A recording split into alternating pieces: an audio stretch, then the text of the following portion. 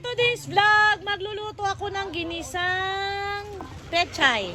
Pure pechay. Mahal din ang kilo nito, guys. Ay, may bulok. Ayun. So, ano ba yan, butiki na? Ang butiki na yan. For this video, guys, Kanina ko pa to inugasan. Kuneho daw kami, guys.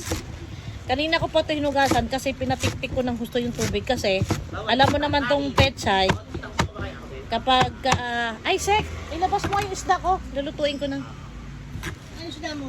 yung yung yellowfin. O nagtabi nun? Isda mo yun? Ikaw nagtabi pero ako bumili kasi ito, kahit hindi ka malagay ng tubig nito, pag ginisa mo, talagang matubig siya. Kusa siya naglalabas ng sarili niya, tubig. Isa mo lang yan. Wala akong pakialam kung kakain sila, hindi. Importante nagluto ako. ihahalo mo na naman dyan. Hindi ano? Ihahalo mo na lang. Walang may pake. My rules is my cooking. Kung may labas din, hindi may ihahalo. Ayan. Ito guys, ano to? 2 kilo. 60 ang kilo. Nagbaratan kami ng suki ko, ayaw talaga kasi sabi niya, kasi sa gabi ko na to nabili. Sabi niya kaninang umaga ate, 80 pesos ang bentahan yan. Ay ganun ba?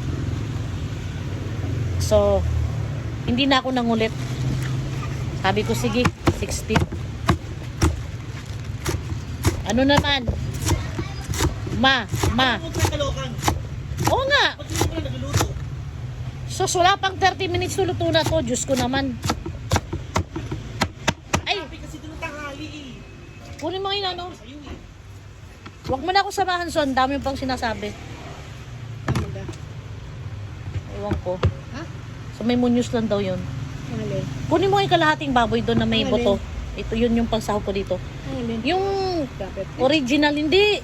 Yung piyesa sa Hyundai. Yung original siya, pinakita niya. Saan? Stock lang nila. Saan? Sa Caloocan siya, pero malapit lang munyus ng banda.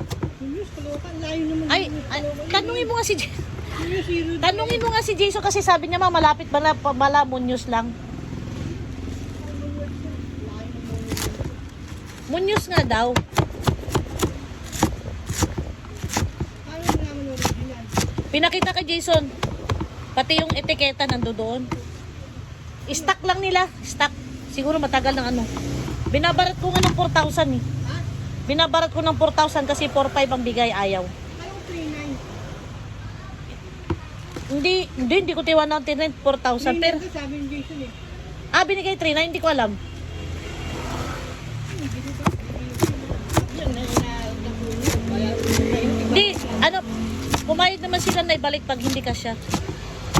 Pag hindi siya fit. Pati niya dadalhin yung Kaya nga, susukatin yung luma. Ay, dadalhin ko yung luma. titig mo na yung mga kurba-kurba niya. Pinag-uusapan namin guys, yung engine hose pump nung kotse. Kasi, sa kasa, naging kwera ko sa kasa, 4,780 plus. So, round up mo ng 1,800. Kaso lang, 3 to... Sabi niya Munyos. Sabi mo, malapit na pala sa Munyos. Monumento. Ay, Monumento pala. Tawag nito. Pag sa kasa kasi, 3 months to 4 months pa ang dating ng pyesa.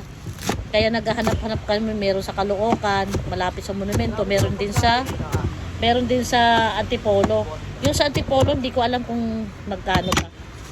Kasi yung ano namin, yung mekaniko namin, naghanap din siya.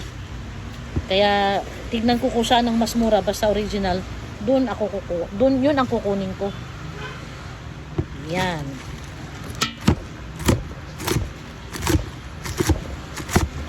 Kuneho daw kami ngayong araw na to kasi ang ulam namin pure pechay. Sabi nung anak ko.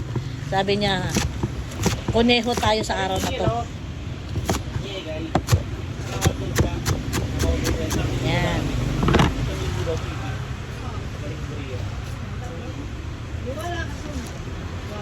Kasi lang umorder ng isa eh.